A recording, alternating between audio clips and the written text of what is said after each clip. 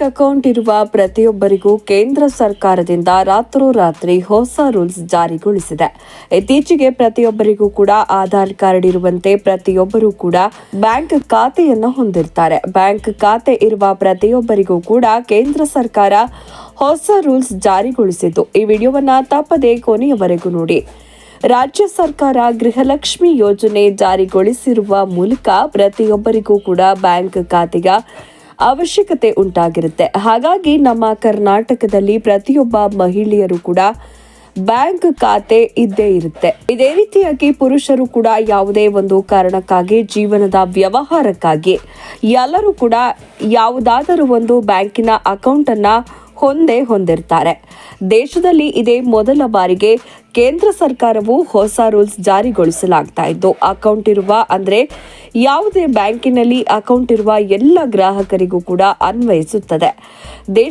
ದೇಶದಾದ್ಯಂತ ಜನಪ್ರಿಯವಾಗಿರುವ ಭಾರತೀಯ ಸ್ಟೇಟ್ ಬ್ಯಾಂಕ್ ಅಂದ್ರೆ SBI ಇಂದು ಸಾರ್ವಜನಿಕ ವಲಯದ ಒಂದು ದೊಡ್ಡ ಬ್ಯಾಂಕ್, ಒಂದು ರೀತಿಯ ವಿಶ್ವಾಸನೀಯ ಬ್ಯಾಂಕ್ ಅಂತಾನೆ ಹೇಳ್ಬೋದು. ಜೊತೆಗೆ HDFC bank, ICICI bank, bank of Baroda, Axis bank ಇನ್ನು ಇತರೆ ರಾಷ್ಟ್ರೀಕೃತ ಮತ್ತು ದೊಡ್ಡ ದೊಡ್ಡ ಬ್ಯಾಂಕುಗಳಲ್ಲಿ ಅಕೌಂಟ್ ಇರುವ ಪ್ರತಿಯೊಬ್ಬರಿಗೂ ಸೇರಿದಂತೆ ಇಂಡಿಯಾ ಪೋಸ್ಟ್ ಪೇಮೆಂಟ್ ಬ್ಯಾಂಕ್ ಮತ್ತು ಕರ್ನಾಟಕ ಗ್ರಾಮೀಣ ಬ್ಯಾಂಕ್, ಹೀಗೆ ಯಾವುದೇ ಬ್ಯಾಂಕಿನಲ್ಲಿ ನಿಮ್ಮ ಖಾತೆ ಇದ್ದರೂ ಹೊಸ ರೂಲ್ಸ್ ಜಾರಿಗೊಳಿಸಿದ್ದು ಪ್ರತಿಯೊಬ್ಬರಿಗೂ ಕೂಡ ಈ ವಿಷಯ ತಿಳಿದಿರೋದು ಅಗತ್ಯವಾಗಿದೆ. ಮನುಷ್ಯನ ಜೀವನ ಅಂದ್ರೇನೆ ಹಾಗೆ.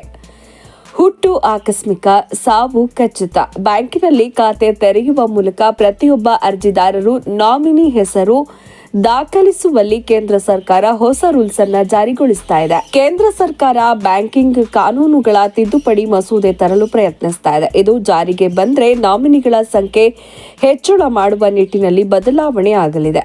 ಈಗ ಒಬ್ಬರ ಬ್ಯಾಂಕ್ ಖಾತೆಗೆ ಒಬ್ಬರನ್ನ ಮಾತ್ರ ನಾಮಿನಿ ಮಾಡಬಹುದು. ಆದರೆ ತಿದ್ದುಪಡಿ ಮಸೂದೆ ಜಾರಿಗೆ ಬಂದ್ರೆ ಒಂದು ಖಾತೆಗೆ ಒಂದಕ್ಕಿಂತ ಹೆಚ್ಚು ಅಂದ್ರೆ ಗರಿಷ್ಠ 4 ನಾಮಿನಿ, 4 ಜನರಿಗೆ ನಾಮಿನಿ ಮಾಡಬಹುದಾಗಿದೆ. ನಿಮ್ಮ ಬಳಿಯಲ್ಲಿ ಖಾತೆಯಲ್ಲಿ ಇಂತಿಷ್ಟು ಮೊತ್ತವಿದ್ರೂ ಕೂಡ ನಿಮಗೆ 2 ಅಥವಾ 3 ಮಕ್ಕಳಿದ್ರೆ ಆ ಎಲ್ಲ ಮಕ್ಕಳ ಹೆಸರಿನಲ್ಲಿಯೂ ನಾಮಿನಿ ಮಾಡಬಹುದಾಗಿದೆ.